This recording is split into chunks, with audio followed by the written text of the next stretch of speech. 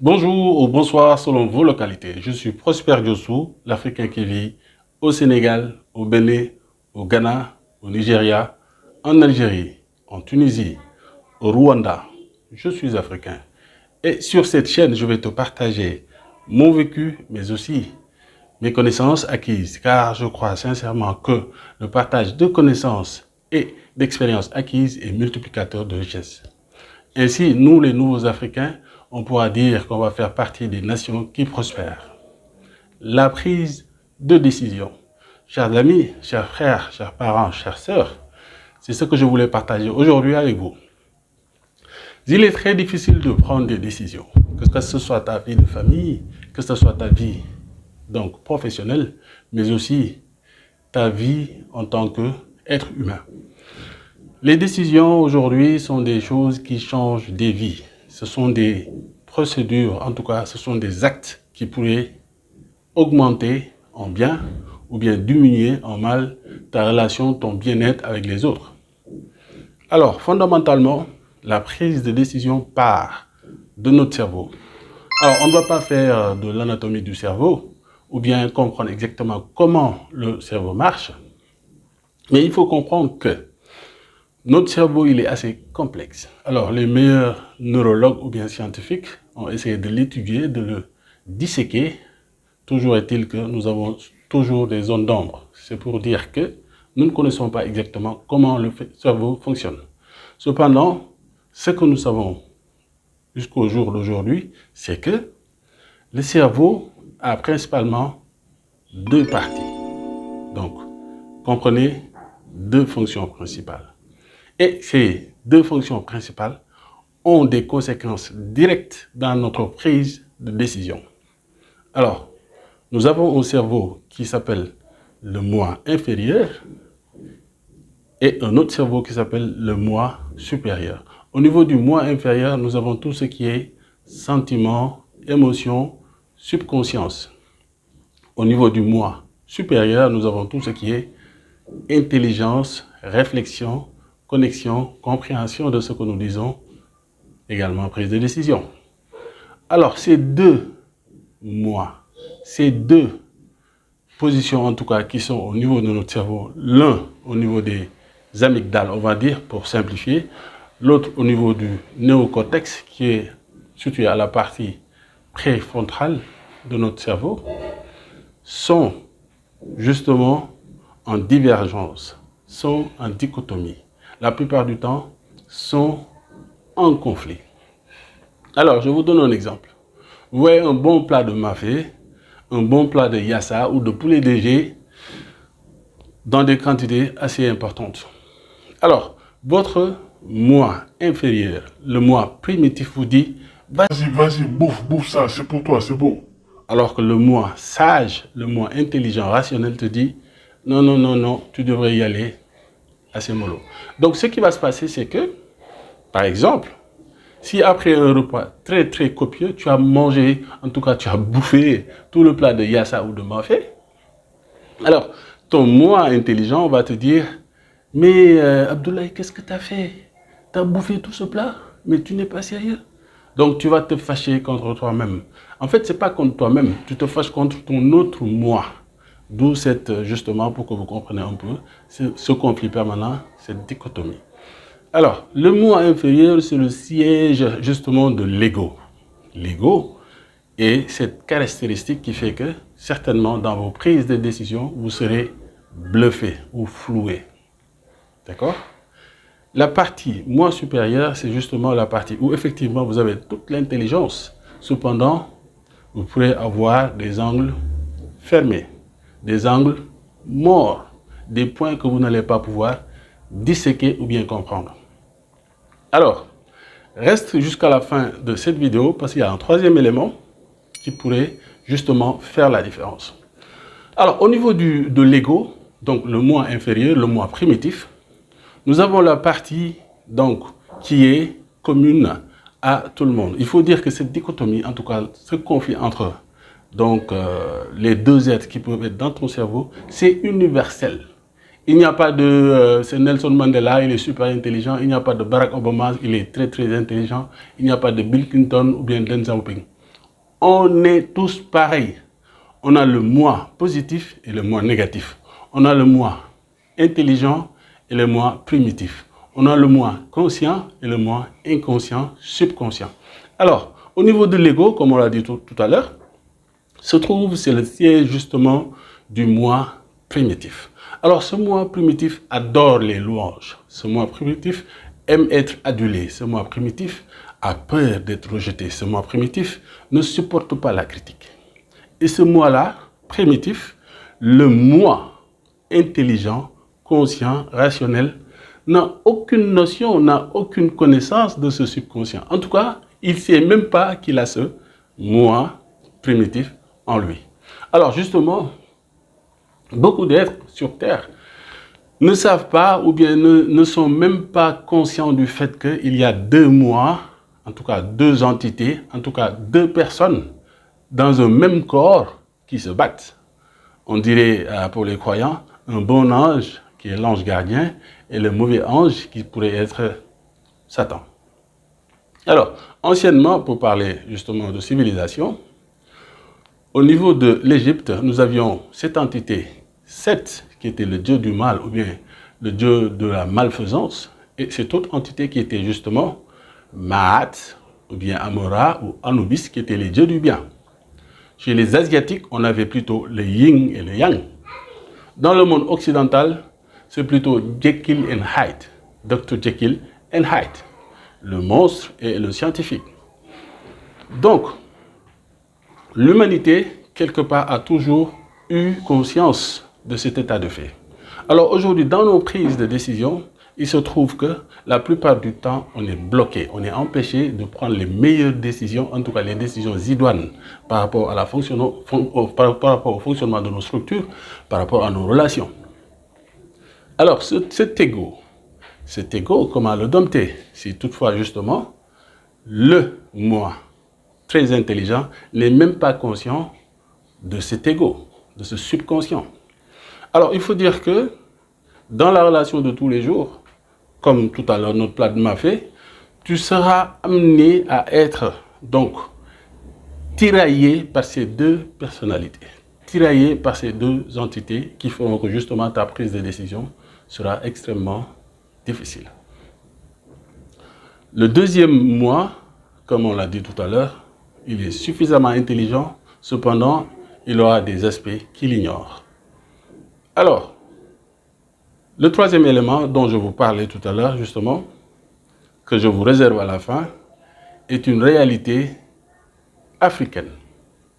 Donc, chers amis, on va essayer de décortiquer.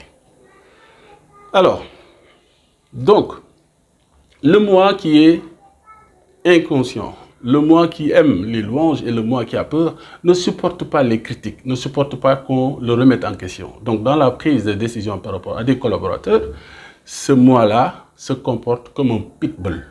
C'est un chien qui est là, qui n'aime pas être rabroué. D'accord? Et donc, il va falloir le dompter.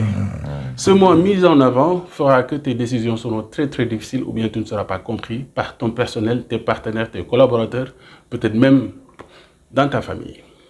Alors, j'ai deux exemples. Quand il s'est agi de justement, je voulais m'alléger financièrement, donc il fallait changer les enfants d'école. Je voulais quitter les privés, donc catholiques, pour essayer de voir d'autres privés laïcs ou bien même le public au Sénégal. Alors, mon épouse m'a opposé un niet catégorique. Elle m'a fait comprendre qu'il n'était pas possible de prendre de telles décisions. Je ne comprenais pas ce qu'elle disait. Alors, quand même, j'ai eu, en tout cas, je vais dire, la hauteur de l'écouter et de faire justement ce qu'elle me demandait de faire. Des années plus tard, donc en 2020 et 2021, je me suis rendu compte que, effectivement, elle avait pris ou bien elle m'a fait prendre la bonne décision. Donc, chers amis, en passant, il est très important d'intégrer des femmes, ou bien en tout cas la gente féminine dans votre gestion de tous les temps. Je ne saurais l'expliquer, j'ai quelques explications qui peut-être pourraient être tirées par les cheveux, mais je trouve que dans le cercle, en tout cas, très fermée de la gestion d'une entreprise, d'une entité, des organisations, de plus en plus, il faut intégrer les femmes. Mon deuxième exemple, c'était dans le cadre de la prospection de potentiels candidats pour donc, le Canada, dans les universités prestigieuses, dans des écoles de formation. Alors, on a cherché un partenaire stratégique qui devait justement nous trouver les meilleurs prospects, les meilleurs profils, parce qu'on végétait pour trouver les meilleurs prospects et les meilleurs profils. Alors, le partenaire qu'on a trouvé s'est avéré ne pas être le bon. Et ça a été une décision drastique parce que par la suite, on n'a eu que des réclamations sur des montants qu'il fallait rembourser. D'accord? Donc, une mauvaise décision qui est partie du fait que, justement, j'avais un angle mort. J'avais des ignorances par rapport à un domaine spécifique. Alors, donc, ces exemples illustrés nous permettent de comprendre plus ou moins quel est l'impact de ces deux personnalités donc, dans le fonctionnement de tous les jours. Mais aussi, le troisième dont on parle, je vous le sers tout de suite, Uber en Éthiopie n'a pas fait, autant pour moi, au Kenya, certainement en Éthiopie, avec le M-Pesa, n'a pas pu faire long feu. Parce que justement, ils ignoraient que les contrées kenyanes étaient plutôt du mobile money que des cartes bancaires. C'était une étude qu'il fallait faire en amont avant justement de s'installer. C'est une ignorance des réalités africaines. C'est une ignorance du marché. Ignorance des réalités. À Abidjan également, Uber a à peu près eu les mêmes soucis. Cdiscount, ça a voulu s'installer au Cameroun et, tenez-vous bien, ils ont investi, ils ont mis tous les investissements, ils ont recruté du personnel, ils ont recruté des cadres qui venaient de l'Europe, payé des centaines de mille en CFA, pour ne pas dire des millions. Et ces mêmes personnes se sont retrouvées quelques mois plus tard, tous retournés en Europe, où effectivement ces discounts ne fonctionnaient pas ou bien ne décollaient pas au Cameroun, de même qu'au Sénégal. Donc, une bonne connaissance du marché peut te permettre de prendre également les bonnes décisions. Alors, de façon générale, pour aller à l'essentiel, nous avons des solutions, nous savons justement comment il faut effectivement traiter ces différents éléments concernant l'ego, concernant les ignorances ou bien les angles morts, concernant la réalité ou bien les connaissances profondes du terrain. Alors, pour ce qui concerne donc de l'ego, il faut comme solution avoir une ouverture d'esprit radicale. Il faut très sincèrement aller au fond des choses et naturellement écouter tout le monde. C'est le premier élément. Le deuxième élément, repérer assez tôt toutes ces personnes qui auront des velléités, en tout cas qui auront un comportement de personnes qui sont étroites d'esprit. Comment les remarquer? La plupart de ces personnes n'aiment pas être rabrouées. La plupart de ces personnes n'aiment pas la critique. La plupart de ces personnes ne font que des affirmations et n'écoutent pas les autres. La plupart de ces personnes, donc, prennent pour argent comptant ou bien pour valider leurs propositions. Ce sont des personnes étroites d'esprit qu'il ne faut pas intégrer dans le fonctionnement de tous les jours. C'était le deuxième élément. Alors, le troisième élément, justement, il faut s'entourer de personnes intelligentes, aptes à avoir également une ouverture d'esprit, dans un désaccord à caractère, donc, de participation inclusive pour de bonnes solutions. C'est-à-dire, entoure-toi de personnes intelligentes, d'une bonne ambiance, de recherche de la vérité pour pouvoir prendre les bonnes décisions.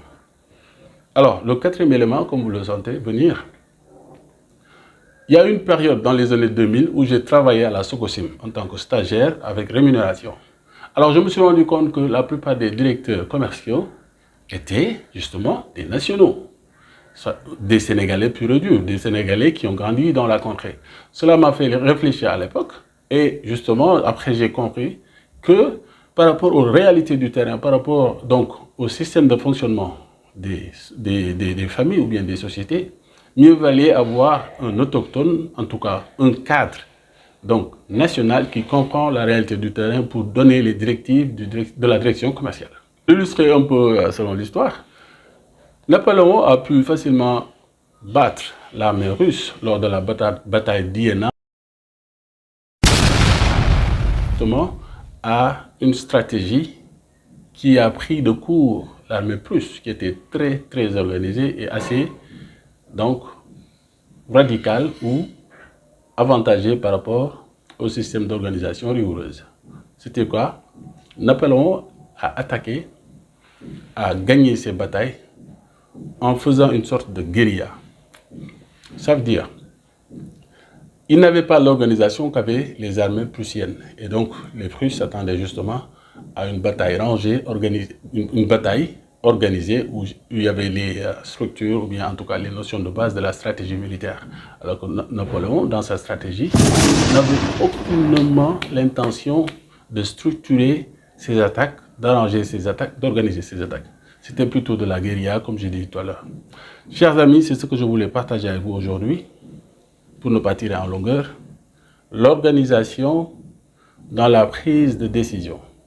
Alors, 3 éléments peuvent nous empêcher de prendre convenablement des décisions. Ce sont nos égos, ce sont nos angles morts ou ignorance de certains domaines, et aussi la réalité profonde du marché. Pour ce faire, il faut s'entourer des personnes intelligentes, prêtes à en découdre, mais de façon positive. Il faut ignorer les personnes étroites d'esprit. Il faut connaître effectivement le marché dans sa réalité profonde. Je vous dis à très bientôt. Peace out.